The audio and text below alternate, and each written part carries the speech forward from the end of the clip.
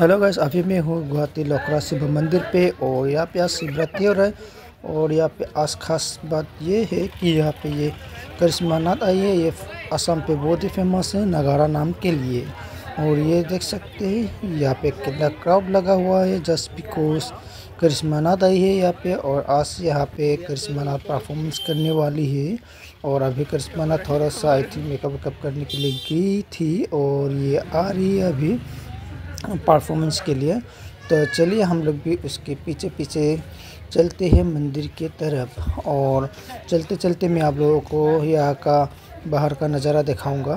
ये देख सकते हैं कितना क्राउड है यहाँ पे। बेसिकली इतना क्राउड होता नहीं है शिव मंदिर पे, ये शिव पूजा पे, लेकिन आज यहाँ पे हो रहा है बिकॉज ऑफ करिश्मा नाथ। अभी इसका परफॉर्मेंस स्टार्ट होगा तो चलिए देखते हैं।